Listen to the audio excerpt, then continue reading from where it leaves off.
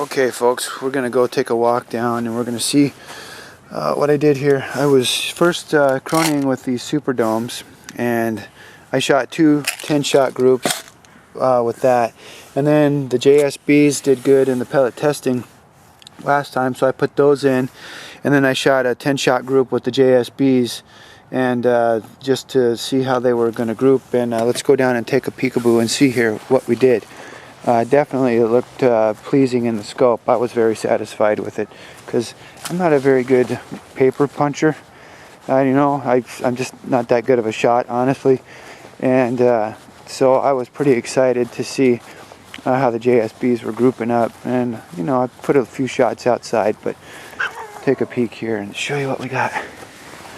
Okay, when I was doing the crony testing, this is what I had here with the RWS Superdomes, and I think there should be 11 here. 1, 2, 3, 4, 7, 8, 9, 10, 11. Yep. So there's 11 because I had an error on one of them. If I would show it to you.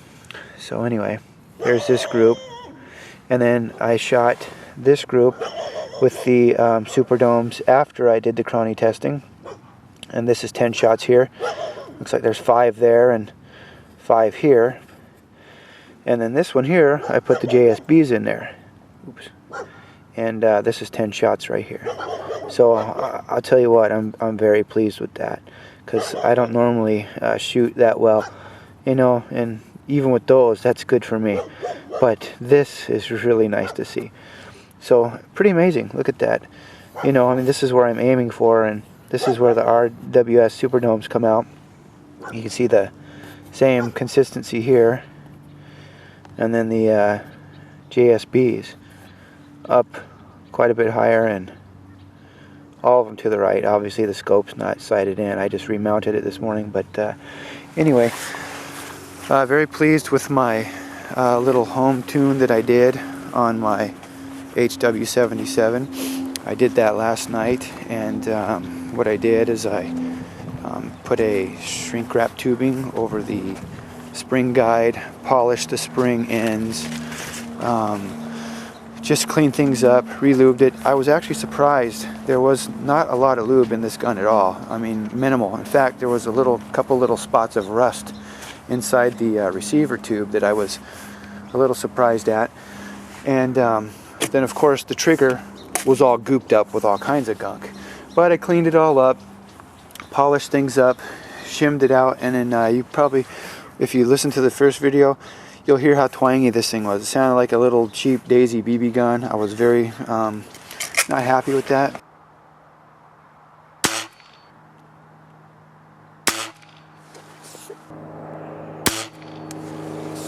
I was very not happy with that, because my other two experiences with my other springers, my R9 and my HW30, they didn't have that kind of twang.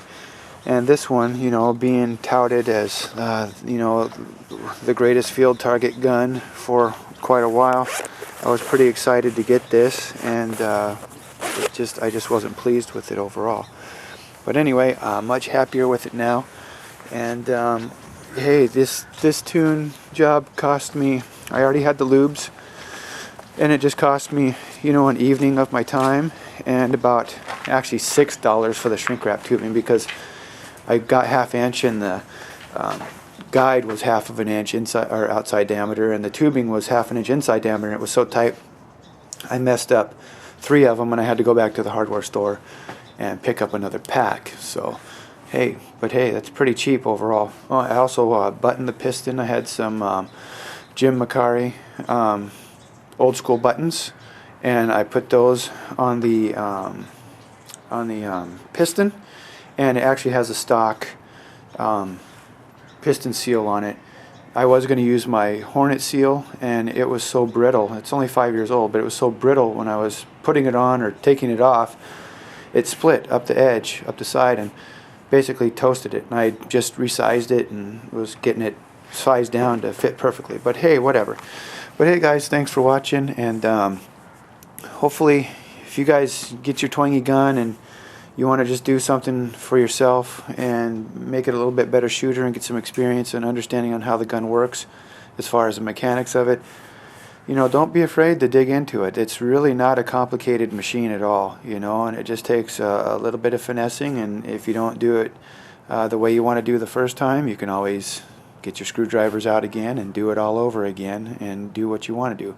What I want to do on the next one is on this breech port cover right here, I want to do some of the what's it called, diamond, I don't know what it's called. Anyway, I want to make it fancier. So anyway, thanks for watching, guys, and hopefully these results are a little bit more these are more pleasing to you, but they are definitely more pleasing to me. So don't lose hope if you're out there and you're wanting to fix up your air rifle. Well, this is the R9 in 22 caliber. I don't know where I had it sighted in at, but I'm not even hitting the target. It's going over it. So anyway, we'll get this thing dialed in, and then we'll come back.